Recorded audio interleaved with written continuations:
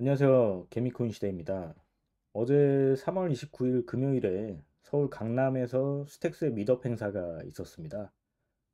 디스프레드에서 빌딩 온 비트코인 서울 할빙 에디션이라는 이름으로 주최를 해주셨고, 저는 스택스의 파운더인 무니브 알리가 직접 키노트를 할 예정이라고 해서 어렵게 회사 관찰을 내고 찾아가 봤습니다. 현장에는 유명 유튜버이신 박주영 님과 머니스택 님도 주최 측으로 참여를 하고 계셨고, 덕분에 맛있는 음식도 먹고, 패널 토론도 보고, 의미 있는 시간이었던 것 같습니다. 다만 아쉬웠던 점은 무니발리의 키노트 내용이나 패널 토론에 있어서 크게 주목할 만한 내용은 없었던 것 같습니다. 앞으로 나아가고자 하는 방향에 대한 일반적인 내용이 대부분이었습니다. 그래도 무니브 알리가 특별히 한국에 와서 키노트를 직접 진행했다는 점에서 한번 들어볼 만한 내용인 것 같아 공유드리게 되었습니다. 제가 삼각대 없이 손각대로 1시간가량 촬영을 하다 보니까 촬영 영상 상태가 그다지 좋지 않은 점은 양해 부탁드리고요. 그래도 해당 내용을 유튜브를 통해 많은 분들께 좀 공유 드리려고 정말 열심히 찍어 왔으니까요. 보시기 전에 구독, 좋아요 한 번씩 부탁드리겠습니다. 참고로 키노트는 모두 영어로 진행이 되는데요. 제가 번역을 달아두면 오역이 있을 수 있을 것 같아서 따로 캡션을 달지는 않았습니다.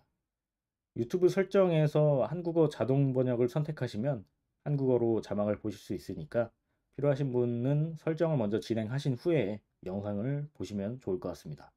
그럼 무니브 알리의 키노트 영상을 지금부터 함께 보시죠. I hope you all are having a good night, and I would like to proceed.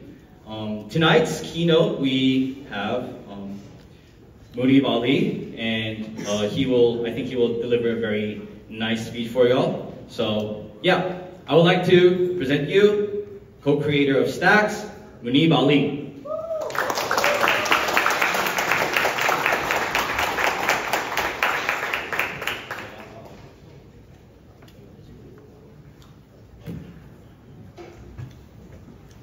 Alright, hi everyone, I'm Muneeb, co-creator of Stacks, excited to be here. There's a comment I make everywhere, and that is that Korea is actually the largest market for Stacks. And people ask me like, why do you think that is? I think there are a bunch of different theories. One of them is that because Stacks is a SEC qualified offering, so people sort of like respect that it's a very sort of like a clean type of project. The other theories are that people are interested in Stacks as a higher leverage Bitcoin bet. I don't know if there are any creators sitting in the room or not, but whatever the reason is, I think Korea has been very, very welcoming to us every time we've been here. So first of all, I really appreciate it. Thank you all so much for showing such support for our project. So I think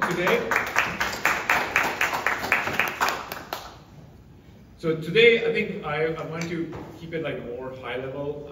I'm happy to get into some of the more technical details as well. But I think there are two parts of what I want to talk about. First is like, why is Bitcoin important?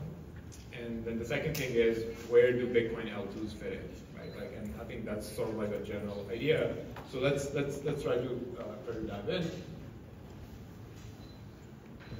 So I think I'll tell you a little bit about my journey about Bitcoin. So I'm a computer scientist. I was super excited by the internet. Like I grew up with the internet, and the internet to me felt like sort of like the wild, wild west, right? Like out of nowhere, imagine you're a kid growing up in Pakistan, and you suddenly get access to the internet, and it's a communication sort of like a revolution, right? Right now you can like talk to anybody. And the internet felt very open. Very neutral and very much like cutting edge. You know, new stuff is happening, people are building new types of applications, and it felt like it's going to change the world, and it did. Right? Interestingly, since having that feeling, this is the late 90s, and I've been doing R&D work for like probably more than 10, 20 years, I've never had that feeling again until I discovered Bitcoin. Right? So this was 2013. I discovered Bitcoin as like a rabbit hole. Like I learned one thing about it, second thing about it, and I keep going down the rabbit hole.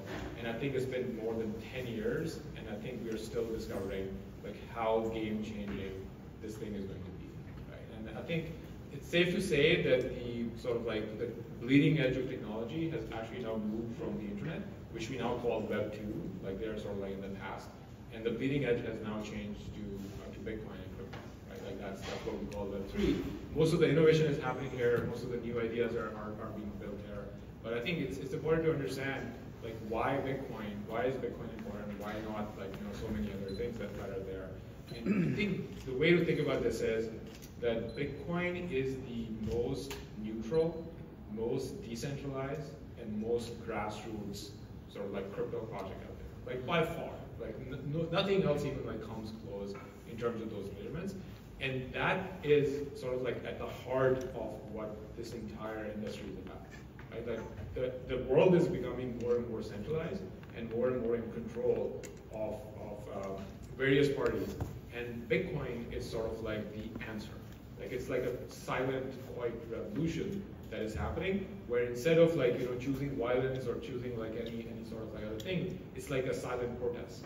That if you don't like what Google is doing or what Facebook is doing or what even governments are doing, you now have an exit. You have an exit to join a network that is free and open, and it's neutral, and anyone can be a part of it. And I think these things become very real when you start talking about I was having a discussion with a friend, and I was trying to explain the concept of inflation. A lot of people are, for example, feeling that prices keep going up, right? And there are like memes about it, jokes about it, or hey, your grocery bills are going up, especially in the US these days. That's happening a lot. I grew up in Pakistan, and over there, same thing, right? Like your money is like losing value all the time. And what people don't realize that the reason that is happening is that the governments around the world, they actually control the money supply, right? Imagine that you're paying taxes, like I pay maybe like 50% taxes where I live in New York, but then there's a hidden tax, which is the inflation that happens every year, right? So there's 20-30% more that the government basically just prints this money, and it's coming out of the pockets of the everyday people, right? And they have nowhere to go. They don't even understand like why is this happening. How are people getting poorer and poorer, and they have no escape, right? And then suddenly Bitcoin comes around, and it's a hard asset, which is better than gold. It is a decentralized network, cannot be stopped by any single government, by any single party, and anyone around the world can have access to it, right? So it's suddenly come across as as almost like an exit that anyone can choose to educate themselves and basically try to become a part of it. The way I think about this is the entire crypto industry has value because Bitcoin has value, right?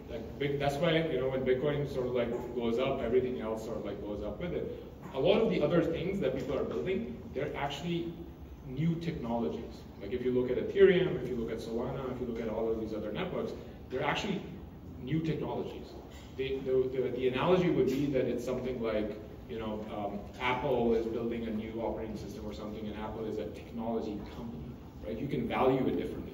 Bitcoin is an asset. Bitcoin is a currency. Bitcoin is a store of value, right? So the way to compare Bitcoin would be that it's something like gold or something even bigger than gold, because Bitcoin becomes that neutral standard against which value would be measured in the future. Right? So imagine that when people think about like, hey, Bitcoin price is going up relative to the dollar, actually what's happening is that Bitcoin is trying to find its optimum sort of like price level, and other things are sort of like losing value against Bitcoin. Because Bitcoin is the thing that is going to, people will measure the worth of something against Bitcoin. And we are a long way away from it, right? So if you feel that, I'm too late to this, we're not even 1% into the journey, in my view, right? Because Bitcoin is still extremely small. Like very few people around the world actually have access to it, know it, or even understand what this thing is, right? So we are all like very early, and this sort of like brings me to being a part of Bitcoin and taking it to a billion users.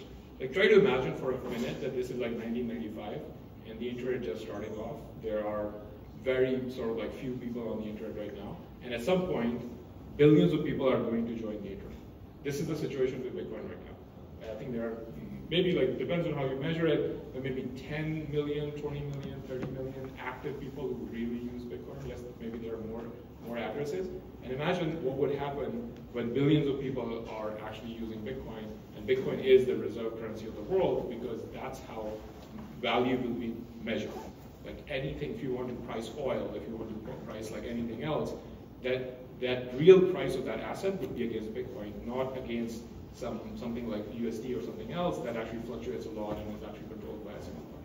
Right? So that's a world that we are going towards, which is at some point there was sort of like separation of church and state. Before that, religion was sort of like intermingled with state, and this is the separation of money and state.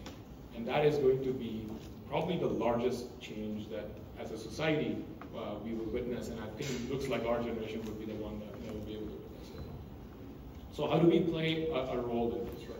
So one thing is just educating yourself, educating your friends and family, and putting them, like we call this orange billing people, right? So you orange bill them, you introduce them to Bitcoin, you sort of like start educating them. But if you're a builder and you can actually do something with the network, like that's even more important, right?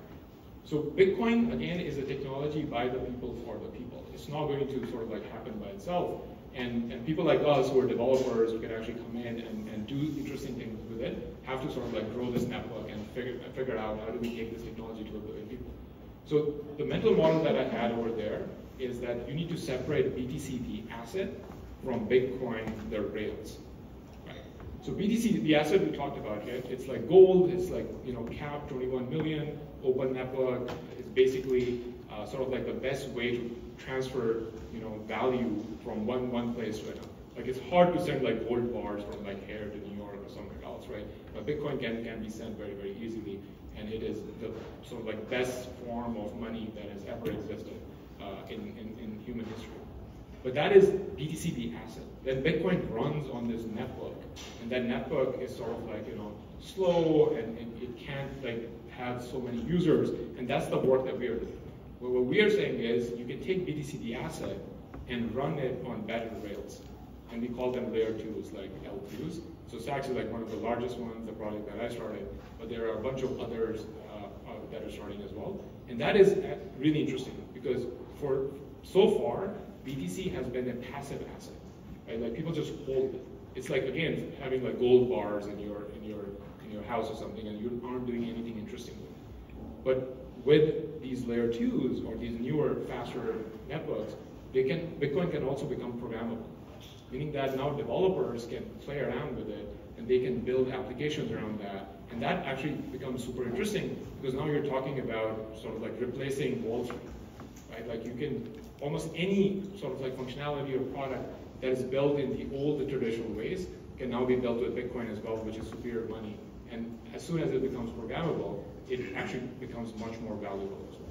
So that's the work that we are focusing on. So this is sort of like an analogy I give, that people only see the top of the glacier, which is Bitcoin, the asset. And the bulk of the value is actually when Bitcoin becomes programmable. But developers can do interesting things with it. And I think we're at the very, very beginning of that, because Bitcoin L2s are at a very early stage right now. And that's the work that sort of like Stacks is doing in trying to make it programmable. Right? So again, the analogy with the internet would be that when developers figured out that they can build all sorts of applications, which are these websites on the internet. Right? So you unlock the creative power of developers around the world, and then they can come in and they can basically build stuff that you would have never imagined is possible. I think the same thing is going to happen with Bitcoin once it becomes programmable. Then there are all these developers around the world who will come in and will start building stuff that we can't even imagine right now. Right? And that's going to kickstart a new sort of economy where BTC is sort of like the reserve currency of the world, and it is the unit of most of the economies out there. So I think switching sort of like gears a little bit. Again, I don't want this talk to be too technical. I'll give you like a brief overview of Bitcoin L2s. So in some ways, like I'm old enough in Bitcoin to remember that the reasons why Ethereum even started. I think Vitalik is here. He was giving some talks and was at some dinners yesterday with me. But the original reason why even Vitalik went off and started Ethereum was because some of the ideas that he was proposing at Bitcoin were meeting a lot of resistance, right? And that's a fundamental problem. The problem over there is that at the same time, you want Bitcoin to be very, very stable and not change. You want this thing to be durable, right? You want Bitcoin to mean the same thing to my kids and my grandkids. So you don't want Bitcoin to change. But on the flip side, you do want new features and you want things to become sort of like faster, cheaper. You want to have more programmability. So it's like this fundamental problem that how do you do it? So the way Vitalik proposed it was, okay, I'm going to go off and I'm going to start a different network, right? And that network is going to be more programmable, maybe it's going to be more experimental, and that's how Ethereum started, right? And then other people came up, for example, Toli from Solana or Ilya from Near. They're like, you know what? We can actually build a better network, right? So let's have the Solana system, and you see like all these other experiments that are happening.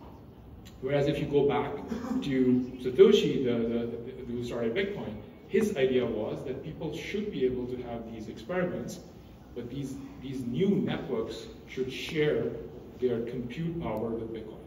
And that's a very important point to understand, because if you're sharing your compute power with Bitcoin and you're sort of like dependent on Bitcoin for your security, now you're not a competitor to Bitcoin.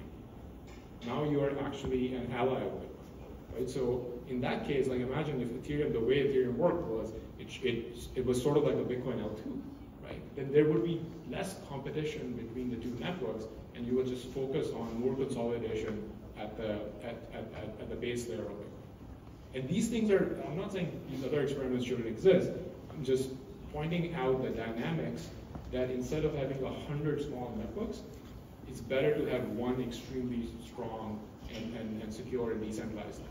Right? And similarly, if you look at the internet, one of the reasons why the internet took off is the underlying layers became standard. So we don't even think about using TCP/IP. Everyone's using TCP/IP. Right? If half of this room was actually on a different internet, like then you guys wouldn't be able to talk to each other. So one of the reasons why the internet took off is that things standardized at the base layer. Everyone agreed that TCP/IP is the thing we're going to use, and everyone agreed that the other layers on top are the ones that we're going to use, and that's what helped mature the internet. And the crypto industry is like so early stage right now that those standards haven't really matured.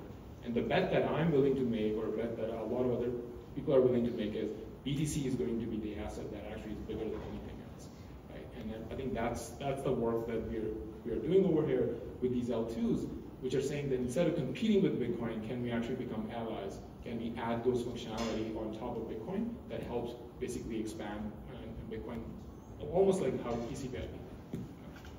Again, I know there are people here who are fans of these other networks. I'm not saying those networks are going to disappear, but if I have to take a bet, then which one would dominate, I think I would almost always bet on Bitcoin. So that sort of brings us to Stacks. The origin story of Stacks is that in my sort of like early days of Bitcoin, I tried sort of like working with the Bitcoin L1 myself. At one point, we built this system on top, which was getting a lot of traction. I think we were doing something like 40% of all Bitcoin traffic. Bitcoin core devs were yelling at us. And then I experienced firsthand how limited the Bitcoin L1 layer can be. Right? It doesn't have a lot of programmability. It's hard to scale. And it was crystal clear to us that you have to build Bitcoin L2s. So I think Lightning started around the same time as Stacks. This is late 2017. And the big difference between the two is Lightning went to the way of, they're not going to have smart contracts, they're not going to have like sort of like this chain state, whereas Stacks, the project that we started, we are more in the camp that smart contracts are extremely important, and that's the thing that most developers want. So Stacks is almost like think of that as like a Ethereum or a Solana, but built on top of Bitcoin. And so we did the first 3-4 years of hardcore R&D. A bunch of our team members are from Princeton, where I did my PhD. Some of those professors and my colleagues, they sort of came together. And why we did this R&D? I think it was because we were looking at the programming languages that people were using in the industry, and they were extremely unsafe, right? And if Bitcoin is the best asset in the world, and a lot of people sort of like, really value their Bitcoin, they don't want to lose it, it's important what languages are being used to program Bitcoin. Right? So we focus on designing really safe programming language, which is called Clarity. And I think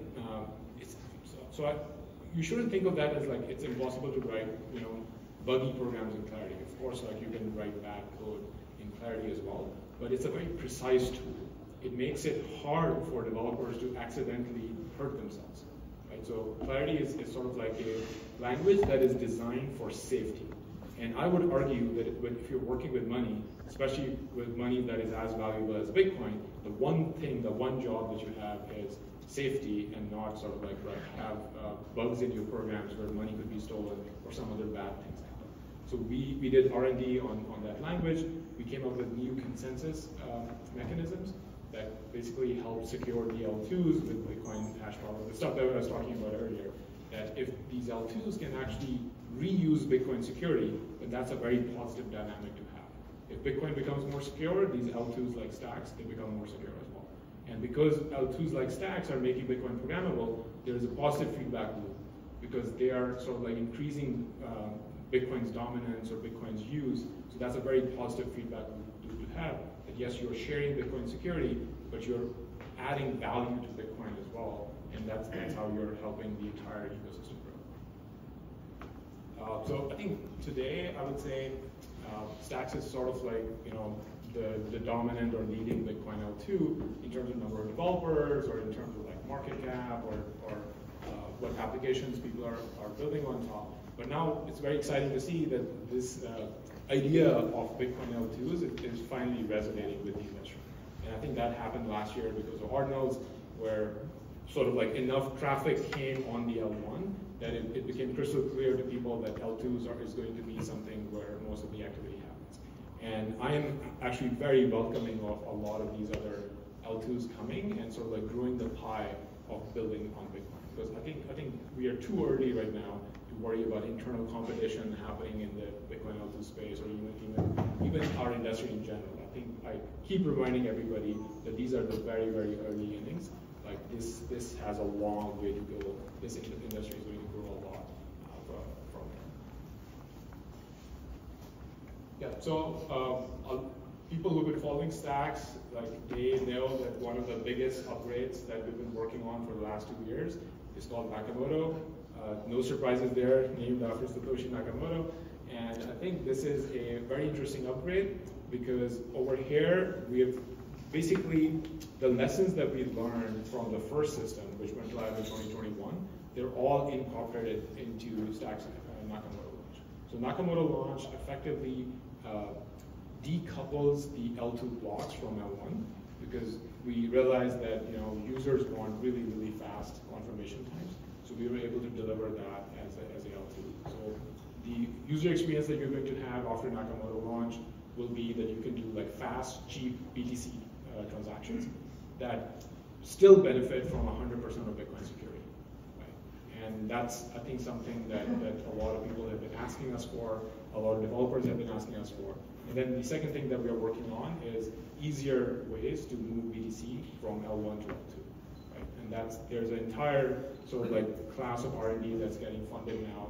The first version of our system will basically have a very decentralized list of signers that are helping the movement between L1 and L2. And then we have already funded sort of like research in more trustless systems that can go live next year or after that. So I think the way to think about this is Nakamoto release is obviously a huge thing. A lot of work went into it, but this is not the end of anything. Right? These systems can keep coming faster.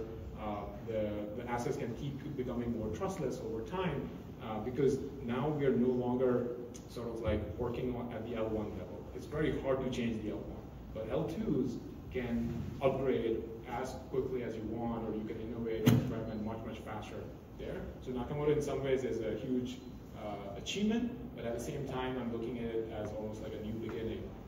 From there, we should be able to like iterate even faster to push better designs out. So our hope for the launch is to start it at around the Bitcoin halving Why Bitcoin halving? I think it's like almost like a Super Bowl for our industry. There is so much attention and focus that comes to Bitcoin around the halving time. And I think if we are launching the best Bitcoin L2, what better time than Bitcoin halving to actually do that? Let me actually pause there because I think we have some exciting other talks here as well.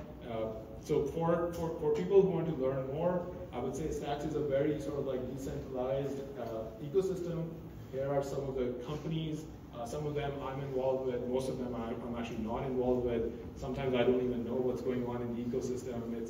It has grown so much at this point, which is sort of like a metric for success. Right? I do think just like Bitcoin is decentralized, the best Bitcoin L2 would also have to be decentralized enough that it's not dependent on any single company or any single individual. With that, thank you so much. Thank you. Thank you. We'll have the chair set up soon. Thank you for the speech, Muneeb. Yeah, we're just waiting for that Super Bowl moment right now. Yeah, it's going to be on April 20th, right? Yeah. Soon we're going to have our chair set up and have our panel come out for a talk. We can just set up here, set up there. Yeah, set up here. Alrighty. I think you can have a seat. 여러분 모두 들어주셔서 감사하고요. 이제부터 패널 토론 하도록 하겠습니다. 지금 이제 저희 진행으로는 또 카이 해주실 거기 때문에 마이크를 바로 넘기고 시작하겠습니다. Hi everybody. Thank you very much for attending tonight. We're excited to continue the conversation from Muneeb's talk and also a theme that we're starting to see a lot here in 2024, and that is the activation or the rise of the Bitcoin ecosystem, or as we're calling it, the activation of Bitcoin Season 2 as well. The resurgence of building on Bitcoin, the excitement around Bitcoin, and what's possible when we see $1.5 trillion of capital slowly become unlocked and movable, programmable, and so much more as well. So before we get started, if we could, aside from Muneeb, quick introductions, Dohan and then GM as well. Sure. Everybody knows Muneeb, so it's my turn. I'm going to talk in Korean and English as well. I'm from Bifrost. We are building Bitcoin DeFi, and we're going to do it pretty soon, and we are a partner of Stacks, and I'm pretty proud of what he's doing and what he's going to do. Well, I'm glad to have a conversation with you guys, and I'm going to share my thought with you. 안녕하세요, 바이프로스 박도현입니다. 저희가 지금 BTC5라는 거를 준비하고 있고요. 비트코인 레이어2 위에서 그 비트코인 정말 쓸 수 있는 디파이 시스템을 만들 수 있고 스택스와 같이 협력을 하면서 더 나은 비트코인의 활용을 위해서 준비하고 있습니다. 감사합니다.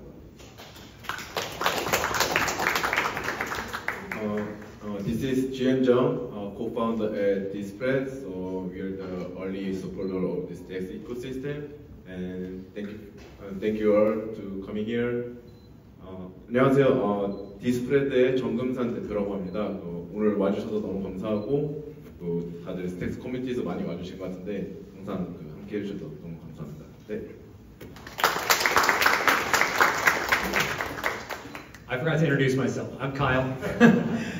I'm your moderator today. I'm also an advising partner to Bitcoin Frontier Fund, which is still today the largest VC investing in the Bitcoin ecosystem as well. So very excited to be here, and thank you guys. So with that said, gentlemen, I want to talk about how the Bitcoin ecosystem has evolved since the release of Ordinals about a year ago, last January, but also here in 2024. After a year of Ordinals and the beginnings of both the Bitcoin spot ETFs on the public markets, seeing billions of dollars transacted, but also the launch of several new protocols and token experiments along with new applications. What have you seen around the ecosystem's expansion and just your thoughts as to how it has evolved in the first 3 months of 2024. Muneeb, I'll start with you. Sure, I think this was a point that I was making during my talk as well, that if you look at the crypto industry, I think $1 trillion is in Bitcoin, and then another trillion or more is in basically all L1s or other experiments.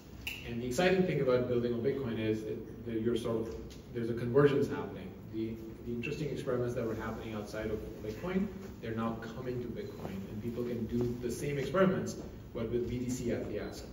Right? So I think that's a very interesting new trend. And this was theoretically, like, we believed in this idea like 10 years ago, right? This is what we are calling it Bitcoin Season 2, because people have tried doing this before, but they ran into all sorts of scalability challenges or other cultural issues and whatnot. And then most of the innovation happened outside of Bitcoin. And now it's like a pendulum swing. It's coming back to the mothership in a way, and that's a very exciting time to be here. Well, I'm going to talk about ETF stuff since you talk about other stuff. Well, I'm actually from the financial industry, and I was working for a hedge fund and security firm for like 10 years, so I know what the real traditional finance is. And when I heard the news that Bitcoin ETF is approved, that I talked to my crew that this is going to be the biggest event ever since Satoshi Nakamoto wrote his first white paper. No Ethereum, no smart contract, no that kind of shit. Bitcoin ETF, this is the real thing, that real money is going to come to the Bitcoin world. And that's why, our company Bifrost is working on the developing of DeFi on Bitcoin, not wrapped Bitcoin, not other stuff. And Stacks is really doing a decentralized Bitcoin, programmable Bitcoin. So we are doing a real good job, and we are doing the real job for Bitcoin and decentralized world. So other than that stuff, I'm gonna move to Gio. So compared to the 2 years ago, when I went to the Miami, at the Bitcoin conference, there's only the Bitcoin maxis and to say the fiat as a shitcoin, right? But starting from the last year, the original Boomster came out, and I can saw at the Miami lots of the side events and dev shops happened, and I can feel it. Now all the participants and investors came back to the Bitcoin ecosystem. So I can feel it, but as you guys know, the many ordinary users are struggling the network speed and the environment of the development. So yeah, so I think starting from the Bitcoin ETF, so lots of people are getting attraction to the Bitcoin again, and now the Stacks is preparing the Nakamoto list. It means the technically becoming a real L2, right? So yeah, I'm very excited, and lots of projects are preparing on Stacks, and yeah, very excited. GM, hold on to the microphone. Oh. So one quick thing about the ETFs, right? So some stats. Gold's ETF was basically sort of like the fastest growing ETF before, and it reached like $10 billion in AUM in 3 years, right? And held that record for almost 20 years or more. And Bitcoin ETFs crossed 10 billion AUM in less than 2 months, right? And that's the difference between how quickly Bitcoin is growing. And Bitcoin is still basically, 1/10 of gold's market cap right now. But gold is actually a bedrock. You can't do anything with it. Like, imagine when Bitcoin flips over gold or becomes larger, like, it is programmable, right? So the kind of stuff that we are about to witness, like in terms of what's going to happen with Bitcoin, is like just 100% of that. Well, and to that point, I think it was March 18th, that week, we saw the largest inflows on the ETF, which was just shy of $2.6 billion. So almost just more than 25% of that. And the interesting part about the ETFs is that there are different levels of sort of like permissions or green light that they have. Right now, most of the ETFs are handling inbound requests. they're not even doing outbound, meaning that they aren't calling up their customers and trying to like tell them about Bitcoin ETFs. And the third, so that's level 2. The level 3 is when they start doing auto allocations, meaning that they don't even ask their client. They're like, hey, we recommend this allocation to you. So these ETFs are sort of like starting off at level 1 right now. Most of the stuff is like yet to happen. I'm going to add one more thing. Well, actually, I'm a professor, and I wrote some thesis on Bitcoin investment. It was like 2019. I found some articles about investing ETF on traditional asset management. If you invest like 1% of your whole asset in Bitcoin, your Sharpe ratio, I mean, return versus risk, is going to grow like 3%. So everybody should invest on Bitcoin. That's on thesis. And after that, actually, I wrote my own thesis on 2021, calculating all the data until Bitcoin and other like crypto. And I realized that more Sharpe ratio, better Sharpe ratio could be found, investing on, especially Bitcoin has the best performance for that. So I realized if the real finance could come to the Bitcoin world, then it's going to be blue. And it happens. It happens right now. As Muneeb told you guys, this is just the beginning. This is just 1% of the whole new change. That's what I think. Well, real quick, this is not financial advice. This is educational purposes only information. Do your own research. Continue. All right. So that said, let's go back outside the ETFs, back to Bitcoin DeFi and building up Bitcoin. So we've got, again, $1.5 trillion of untapped capital that's just been sitting there, continuing to grow over time. What are some of the possibilities that can come once that becomes unlocked, whether it be via SBTC, which is being worked on in the Stacks ecosystem, or otherwise? What are some of those possibilities that are getting you excited, again, with almost $2 trillion unlocked?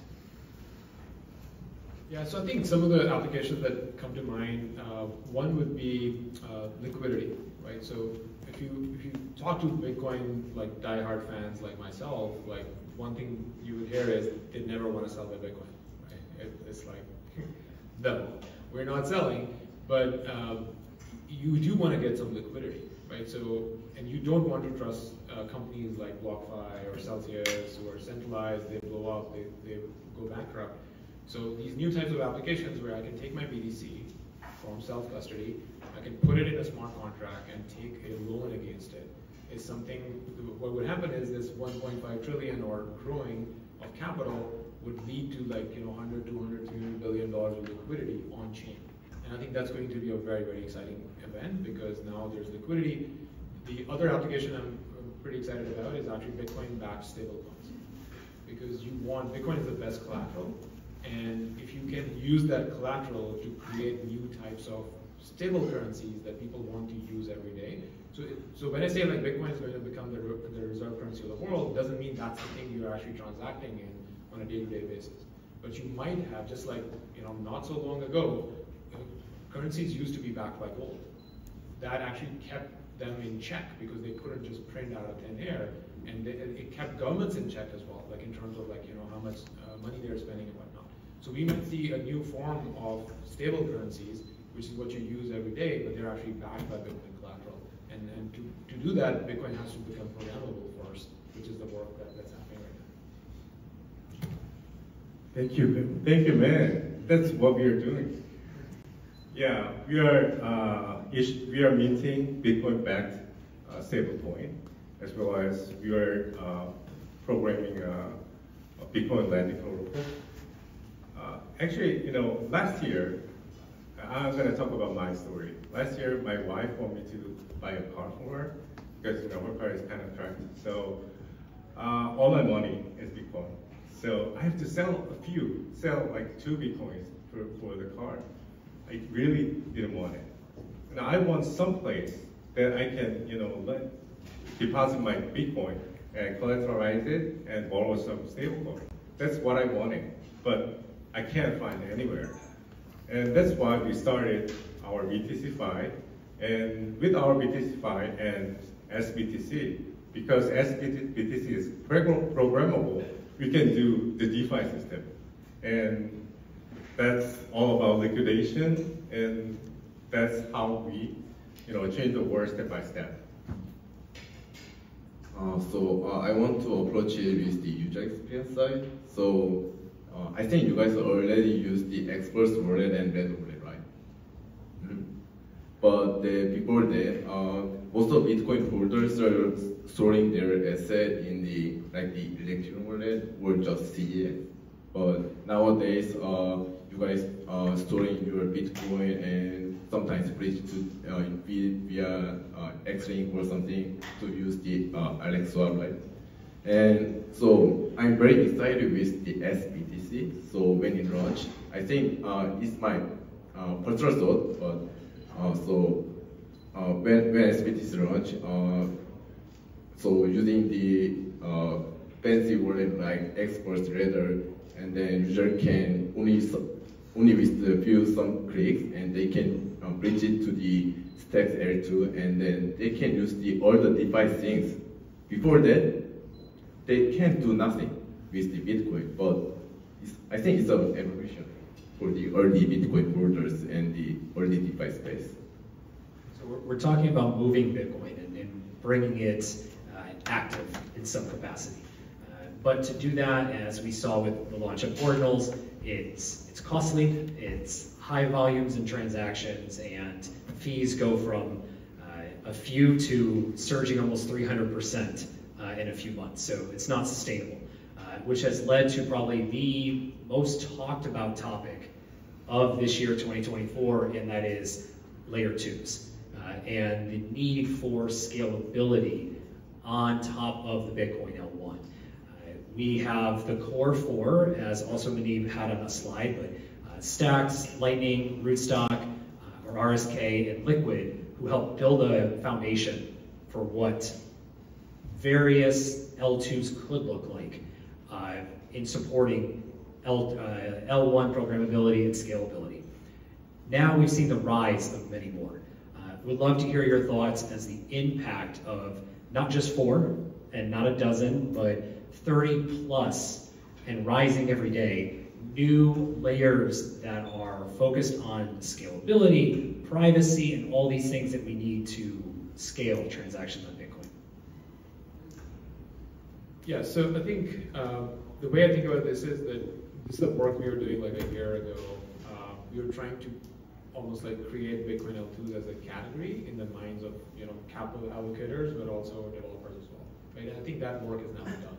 Like it's happening, new capital is coming in, new developers are getting funded to do this. And usually when a new area starts and people suddenly realize that there's a large opportunity, this happened with alt L1s or ETH L2s, a lot of teams are going to jump in, they're going to try different experiments. Some experiments are going to work, some experiments are not going to work, but usually open and free markets sort of like decide what solutions sort of stick around. So that's all very helpful, right? Like that's capital markets at work. And I think now that is happening for Bitcoin L2s. The interesting thing is I view that as a win-win scenario, right? Like more experiments are happening on top of Bitcoin, they're gonna sort of like make BTC more valuable. And the interesting thing is that then there's a flywheel effect, right? Because as BTCs become more valuable, more capital is available to be deployed into these new teams and developers and so on. So I think getting that flywheel going in some ways was actually more important than what's going to happen now. Now we, in some ways, like sit back, relax, and see, open markets at work. And obviously, Saks is a player here, and we are sort of, trying to stay on top of the various technology trends, so that again, people will do different things from Saks. Like one example would be a lot of the chains that are coming up are EVM compatible. Like Stacks is taking a different approach that no, we believe in safe programming languages and clarity is the way to do it. But I would much rather have both experiments run and have people have more options and then figure out what actually works better for which applications or not. Sorry, I missed the question. Yeah, the importance and impact of the rise of more layer 2s and scalability experiments that we've seen in the last 90 days. Yeah. So sorry. Okay. For us, for Bifrost, we are contacting lots of projects all over the world, especially Southeast Asia, and actually we contacted a few big houses in Japan. And Japan is kind of I don't know, they don't do any like blockchain project last 5 years, so there are not so many projects. But for like last few months, they are like getting very progressive. They are very aggressive. So they want to do something with their Bitcoin. They have lots of Bitcoin in their exchanges, and they're just there, just doing nothing. And they ask us what to do with that Bitcoin. And it's the price is getting higher and higher, and they are wondering what kind of action they could do. So I told them that there's some Bitcoin layer 2, so you can do some deposit, or we are developing some DeFi system on Bitcoin, so you can deposit it and make it a collateral and let some money from that. So that kind of changes are even in Japan they are changing, and Southeast Asia there are lots of projects who are trying to make some new challenges on Bitcoin, including Bitcoin layer 2. So I could see the real changes going in the world. And GM, I want to come back to you for a second around Stack. So you have been a big voice for the Stacks ecosystem here in Korea, and I'll give you the credit around the world as well. And you've had the chance to see a number of the projects as they began, they evolved, the network itself. What is getting you excited about the Stacks network as we're about 2 weeks away from the opening window for the Nakamoto upgrade and the possibilities for the rest of the year? Oh yeah, so as you guys know, the Stacks TVL is quite aggressively growing these days, but it's led by only 2 or 3 DS, right? The LX, Taking DAO, and maybe one more thing, maybe Velo, yeah.